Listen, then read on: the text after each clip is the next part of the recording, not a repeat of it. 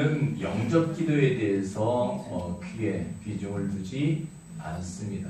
그런데 다른 교회는 영접 기도에 대해서 상당히 중시하고 있는 것을 볼 수가 있습니다. 네. 우리가 영접 기도하면 어떻게 아시는 분 한번 해보세요.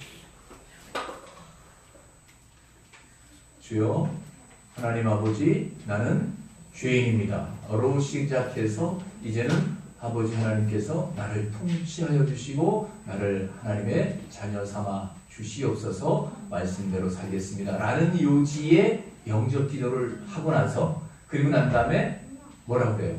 이제 하나님의 자녀가 되었습니다, 하나님의 권속이 되었습니다, 그러면서 박수치고 그렇게 영접 기도를 합니다. 그러면 영접 기도를 받은 사람의 입장에서 어떻게 생각하시나요? 영접 기도 한 번 했다고 그래서 나는 하나님의 자녀가 됐다. 근데 그 기도를 받은 사람의 입장에서는 어떻게 생각하나요? 좀 전에 기도를 하기 전이나 지금이나 달라진 게 있나요? 없나요? 달라진 게 없어요. 그런데 하나님의 자녀가 됐다는 거예요. 우리는 그냥 목사님이나 또 신앙의 선배들이 그렇게 말을 하니까 그런가 보다 해요. 그런가 보다라고 하는 얘기는 뭐예요? 내가 그렇다가 맞는 얘기예요? 그런가 보다가 맞는 거예요? 그렇다고 확증적으로 내가 하나님의 자녀가 됐다라고 하는 마음에 확신이 서야 되는 거 아닌가요? 맞나요?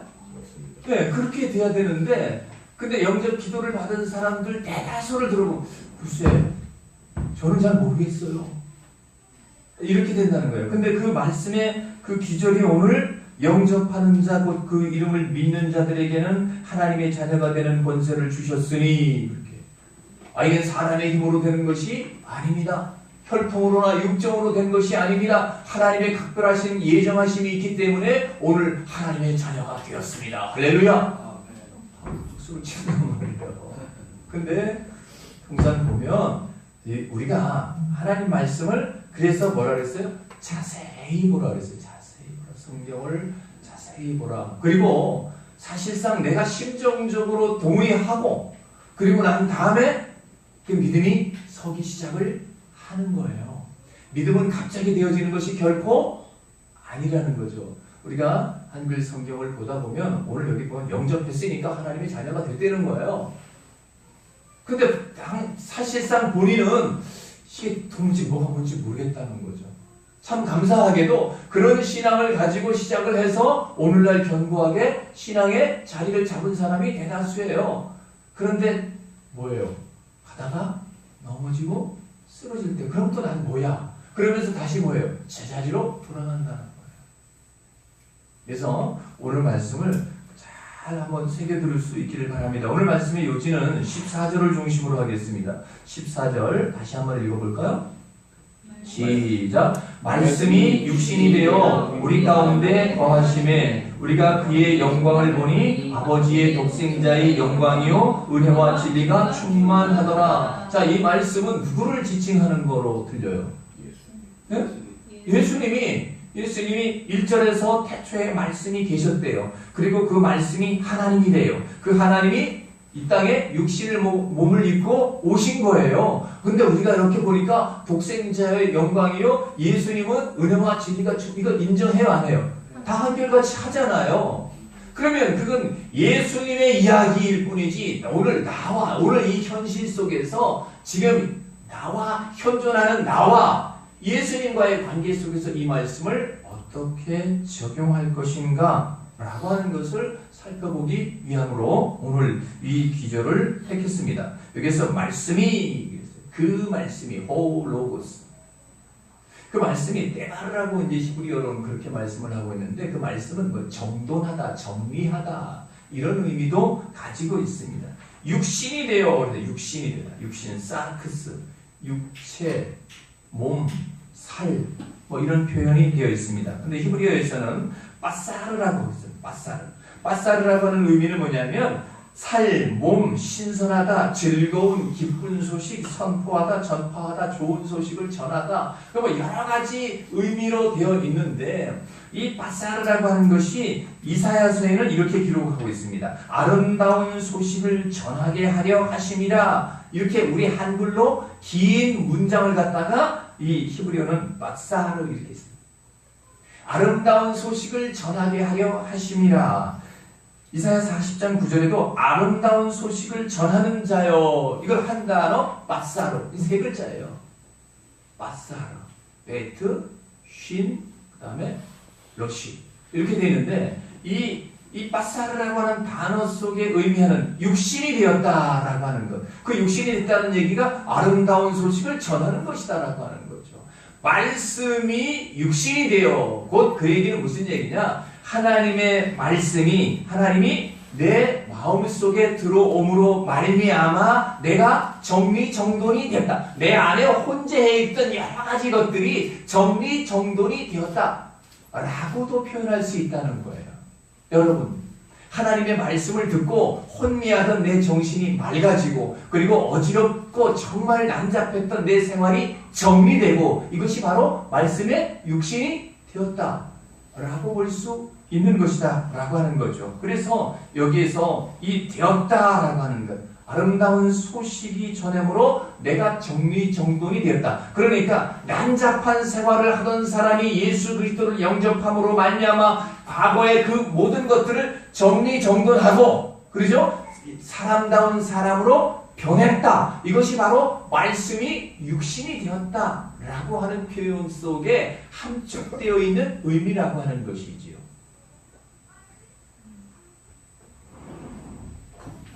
예수님이 2000년 전에 태초에 말씀이 계시네, 아니 태초에 하나님이 천지를 창조하시니라, 이 말씀을 누가 하셨어요?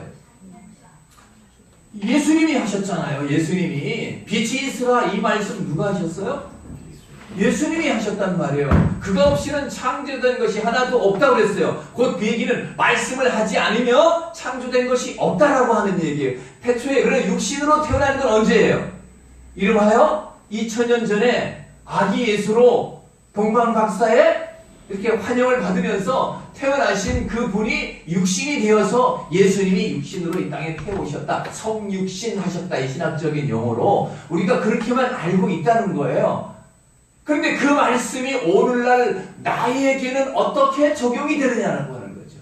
2000년의 역사적인 사건을 넘어서 그 말씀이 오늘 나에게 어떤 적용을 가지고 있느냐 라고 하는 것이, 늘 제가 말씀드립니다만은 역사적인 어떤 사건이요, 어떤 메시지를 전하는 그것으로만 끝나는 것이 아니라 하나님의 말씀은 살았고 운동력이 있다, 활력이 있다. 요즘에는 또 그렇게 번역을 해놨어요. 여러분 주보를 한번 보세요. 주보 속에 히브리서 4장 12절 말씀을 써놨어요. 자, 한번 같이 읽어봐요. 하나님의 말씀은 살아있고 활력이 있어 좌우의 날선 어떤 검보다 예리하여 혼과 영과 및 관절과 골수를 찔러 쪼개기까지 하며 또 마음의 생각과 뜻을 판단하나니. 여러분, 관절과 골수를 찔러 쪼개는 고통을 한번 하나님의 말씀을 듣고 겪어본 경험이 있으신가요? 하나님의 말씀이 운동력이 있고 활력이 있다고 했는데 그 능력이 내 관절과 골수를 찔러 쪼개는, 내 혼과 영과 관절과 골수를 찔러 쪼개는, 그럼 찔러 쪼개면 아픔이 있어야 돼요, 없어야 돼요? 근데 그거 가지고 말씀을 붙들고 밤새도록 씨름하면서 눈물을 흘려 받느냐 이 말입니다.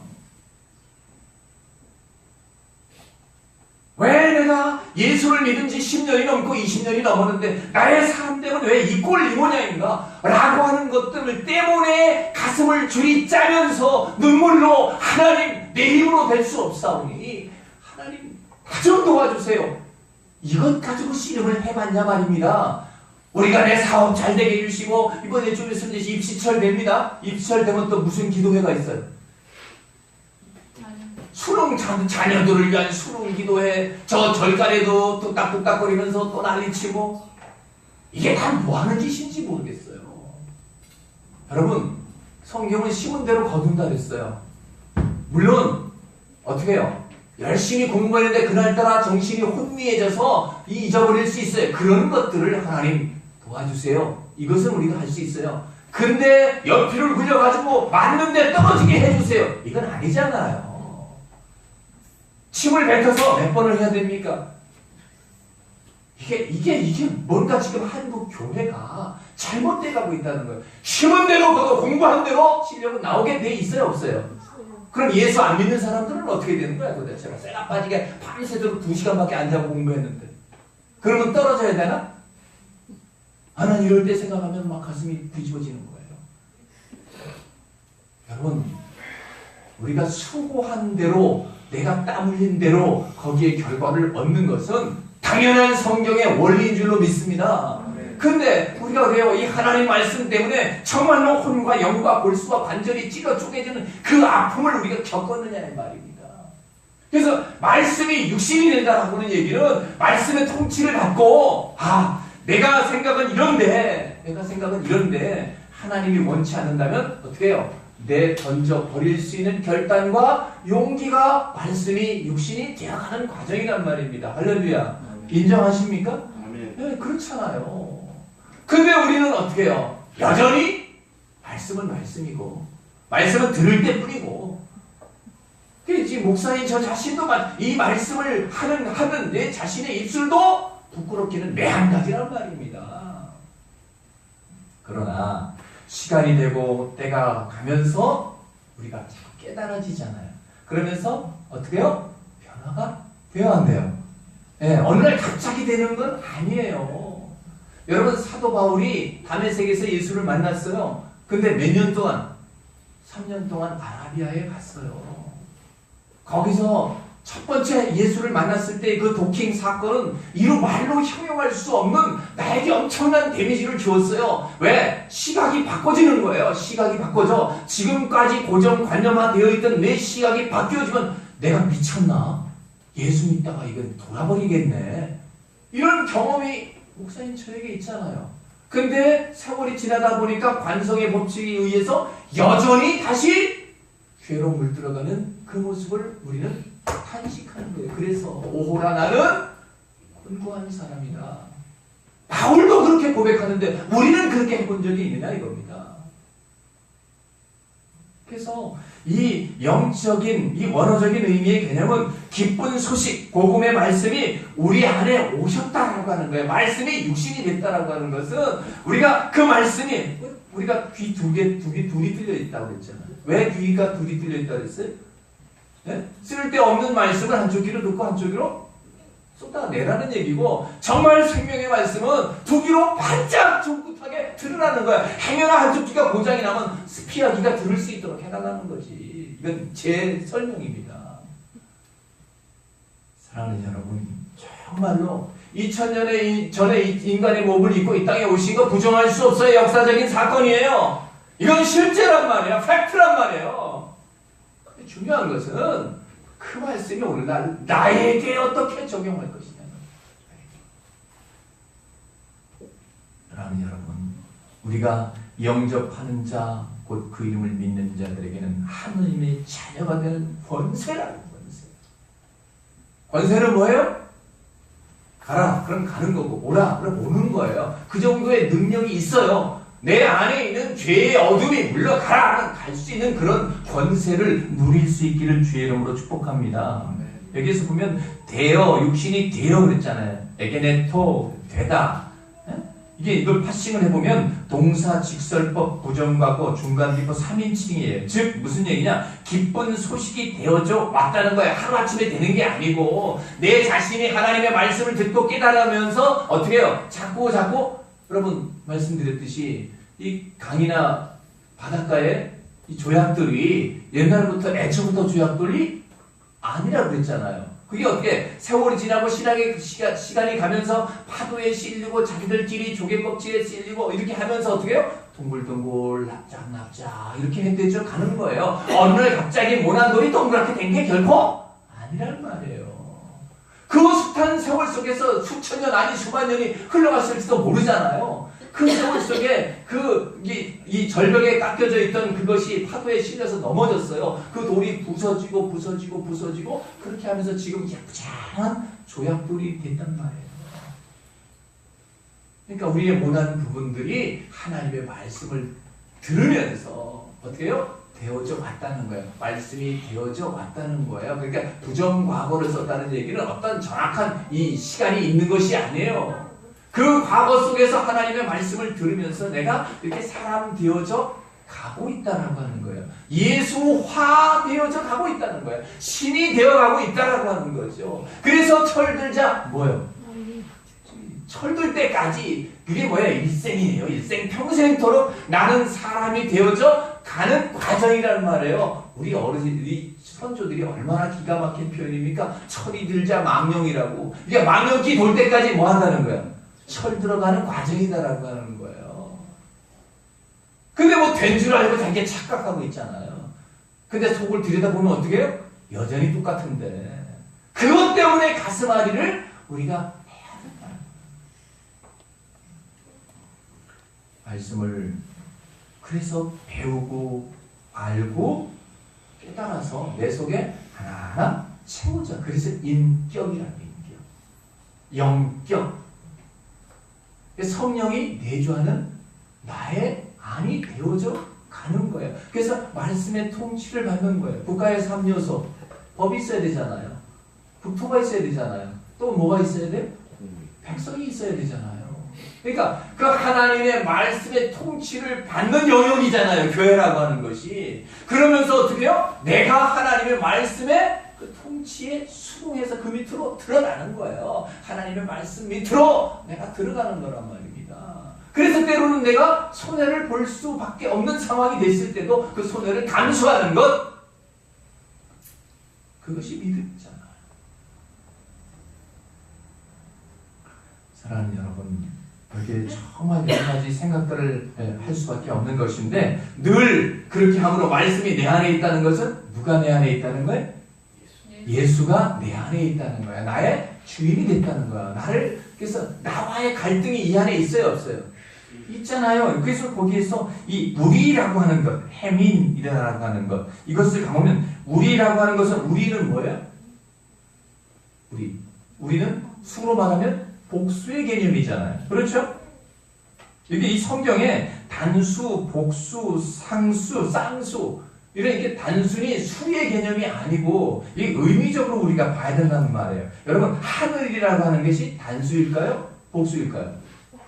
성경에, 구약 성경에 보면 하늘들 이렇게 나오잖아요. 예, 하늘은 그게 쌍수란 말이에요. 그 다음에 신약에서는 그게 복수, 단수로 혼합해서 나와요. 또 그러니까 이런 것을 갖다가 우리가 숫자의 개념으로 보지 않고 우리가 의미적인 개념으로 봐야 되는데, 이 예루살렘이라는 단어도 복수, 단수 이렇게 나와요. 물이라고 하는 것도 구약에서는 또 쌍수로 나와요. 이 쌍수라고 하는 것, 여러분 보세요. 쌍이라고 하는 것, 뭐가 쌍이에요? 짜웅이잖아요. 짜웅. 그렇죠? 여기 콧구멍이 몇 개예요? 이 양쪽에 대칭으로 돼 있어요. 눈이 몇 개예요? 2개잖아요. 귀가 몇 개예요? 이게 한 쌍이란 말이에요. 한 쌍을 이루고 있는 것이, 그것이 쌍수라고 볼 수가 있지요. 그런데 사실은 내 안에 뭐가 싸워요? 그렇죠. 선악이 쌍수란 말이에요. 내 안에 선한 마음과 어떻게 인간의 욕심이 있어요, 없어요? 그건 악이라고 그러잖아요. 이 선악의 개념이 이 안수, 이걸 쌍수라고 볼 수 있어요. 내 마음속에 하나님 마음이 있고 내 마음이 있고, 그 다음에 영적인 생각이 있고 육적인 생각이, 이걸 쌍이라고 볼 수가 있는 것이지요. 사랑하는 여러분, 그래서 늘상 내 안에는 선악이 싸워야 안 싸워요? 그렇죠. 내 마음과 하나님의 마음이 싸운단 말이에요. 말씀은 이리 가라는데 욕심은 이리 간단 말이에요. 이것이 안에서 어떻게 해요? 계속 나를 갖다가 연단시키잖아요. 복수라고 하는 것, 복수는 뭐예요? 둘 이상을 보잖아요. 그렇게 표현할 수가 있어요. 그러면 사실은 이 복수라고 하는 것은 말씀을 듣고 그 말씀대로 내가 지금까지 속에서 혈기방자했었는데 이것이 죽어가는 것. 또 내 안에 욕심이 있었는데 그 욕심이 어떻게 서서히 내려놓는 것. 이런 것들을 쌍수의 개념으로 봐야 된다는 거죠. 그래서 어떻게 해요? 내 안에 하나님의 말씀이 차곡차곡 쌓여간다라고 하는 그런 의미로 봐야 된다는 거예요. 단수 같은 경우, 단수하면 뭐예요? 일이잖아요. 단수는 어떻게 봐야 돼요? 단수는 하나 되어지는 것. 하나님의 말씀. 그러니까 예수와 내가 하나 되어져 가는 것. 이것을 갖다가 그래서 제가 11조를 뭐라 그랬어요? 10번째 것이다 그랬잖아요. 10번째. 그 뭐예요? 하나님과 하나 되어진 것을 하나님 앞에 드리는 거예요. 그러니까 우리가 11조라고 하는 그 개념도 우리가 다시 한번 설정을 해야 돼요. 정말 내가 한 주간 동안 세상 가운데 살아가면서 하나님의 말씀대로 살려고 부단하게 노력을 했단 말이에요. 그 노력한 그 노력의 대가 그 결실을 가지고 하나님 앞에 나오는 거예요. 이게 주일날 우리가 하나님 앞에 소재로 드려지는 거예요. 매를 가는 거예요. 그래서 하나님, 내가 한 주간 동안 이렇게 살았습니다. 내가 세상 가운데 세상 사람들과 죄와 악과 싸우면서 내가 주의 말씀을 지키려고 많이 노력했습니다. 그래서 오늘 내가 이런 모습으로 왔습니다. 때로는 내 욕심 때문에 어떻게 해요? 그것이 무너졌을 때도 있습니다. 그러나 나는 발버둥 쳤습니다. 애썼습니다. 힘을 썼습니다. 해서 순간순간 하나님 앞에 구했습니다. 찾으라 만날 곳이요. 두드리라 열릴 것이다. 나름대로 이렇게 살았습니다. 1,000만 원 벌어가지고 100만 원 벌금 딱 하면 이게 믿음 좋은 게 아니고, 여러분 돈도 많이 버세요. 벌어야 돼요. 몸된 교회가 힘써 일할 수 있어요. 그러나 더 중요한 것은 하나님의 말씀이 육신이 되어 내 안에 들어와 그 말씀이 나를 점령하는 그것이 여러분 하나님이 가장 위대하게 보는 그런 것인 줄로 믿습니다. 예, 그것이 하나님의 자녀가 되는 권세예요, 권세. 우리 가운데, 그래서 가운데, 이제 나의 삶 속에 오셨다는 거예요. 나의 삶 가운데 거한다는 얘기는 뭐예요? 천막을 치다, 장막을 치다, 이라고 하는 의미죠. 거처, 초막. 구약 성경 속에 그런 말씀이 있습니다만은, 단순히 우리 가운데 거하시는 것이 아니라, 사실은 뭐예요? 나의 삶 속에 주인 되신 예수님이 나를 갖다가 어떻게 해요? 내가 점령을 당하는 거지요. 과거에는 내가 나를 점령하고 있었죠. 내가 분별했어요. 내가 이거 아닌데, 이건 뭐 말씀은 그렇지만 이 삶이라고 하는 것이 목구멍이 포도청인데 어떻게 그렇게 할 수 있습니까? 라고 재단을 해서 내 편의대로, 그렇죠. 하나님 말씀도 내 재단을 했어요. 근데 이제는 주체를 예수님의 말씀이 주체가 되어서 나는 종체가 되는 거죠. 주체가 있으면 종체가 있을 것 아니겠어요? 그렇게 돼서 정말 말씀을 우선하고 살아가느냐라고 하는 것이, 그러니까 나를 내려놓는다라고 하는 것이, 자기를 부인한다라고 하는 것이 결코 쉽지 않다는 거예요. 왜? 지금까지 내가 왕이었는데, 그런데 장로가 되고 목사가 되고 여전히 자기의 왕이란 말이에요. 그러니까 말씀에 지배받는 것이 선별적이야. 좋은 것만, 복 받는 것만. 들어가도 복을 받고 나가도 복을 받고 흔들어 복을 받고, 나에게 있는 더러운 것은 버릴 생각을 안 하고 이것도 여전히 가지고 있으면서 손에 더러운 것을 묻혀가지고 주시옵소서. 여러분이 부모라면 자식이 더러운 것을 갖다 손에다 쥐고 있으면서 더러운 것이 묻어 있으면서 달라고 하면 주겠느냐고요. 어떻게 하겠어요? 가서 씻고 오라고 말하지 않겠느냐라고 하는 거죠. 근데 우리는 씻고 올 생각은, 회개는 죽으라고 안 하고 그저 달라고 하는 데만 혈안이 된 것은 아닌가 하는 생각을 가져보는 거예요. 사랑하는 여러분, 우리가 보니 에떼아싸 메타, 가까이보다 지각하다, 바라보다, 자기를 보이다. 내 되어진 삶을 누가 먼저 알아요? 남이 먼저 알아요? 내가 알아요? 내가 먼저 알아요.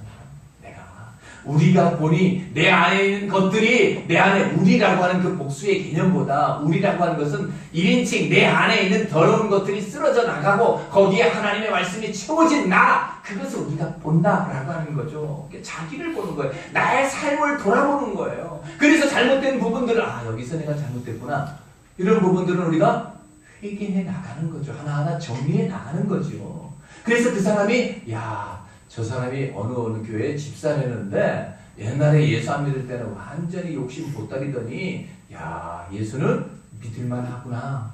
그게 바로 복된 소식이 내 마음속에 내 말씀이 육신이 되어 내 가운데 거하시는 거란 말입니다. 할렐루야. 예. 근데 이게 다 관념적인 신앙생활 속에 그냥 빠져들어 있다. 매너리즘에 빠져 있다. 어제나 오늘이나 동일하게. 그래서 여전히 복 주시는 하나님. 그래서 독생자의 영광이요. 독생자 하면 하나밖에 없는 아들. 이게 누구 얘기하는 거예요? 예수님 얘기하는 거예요. 예수님 얘기하는 거예요. 그런데 그 의미적으로 들여다보면 말씀이 하나 되어 나도 독생자가 되어야 된다는 거예요. 나와 예수가 하나가 되어진 그것이 독생자라고 하는 거예요. 독생 하나밖에 없는 아들. 예수님이니까 하나밖에 없는 아들. 그것만 생각을 하는 거예요. 그 독생자하고 나하고 무슨 상관이냐는 거예요. 내가 독생자가 되어야 된다는 거야. 하나님의 말씀으로 하나 되어진 예수를. 너를 보니 누구를 본 것 같다? 예수가 돼야 된다. 그런데 이 말씀은 정말 무거워요. 무겁기 때문에 말하기도 어렵고, 말하는 목사 입장에서도 이 말을 하기가 쉬울까요? 어려울까요? 어려우니까 아이고 목사님이나 잘하세요. 이 소리 들을까 봐 못하는 거예요.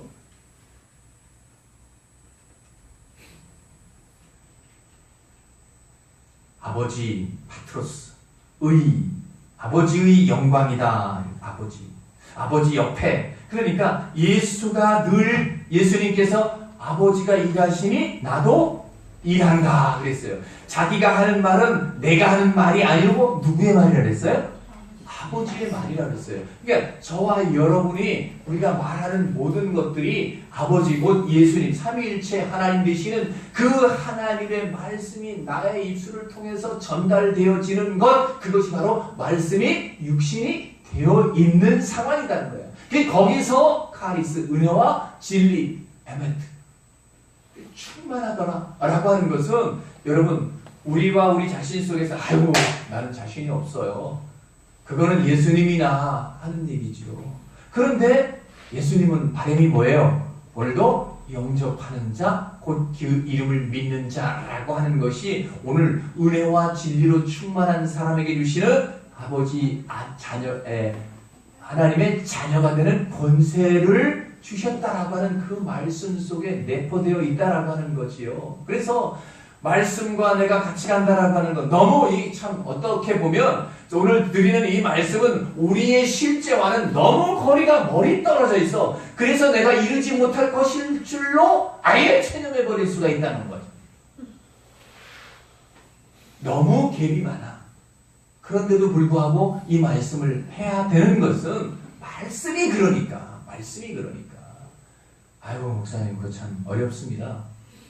나는 어떻게 땅찜도 못하겠습니다. 그러니 나는 포기하고 말겠습니다. 이럴 수도 있어요.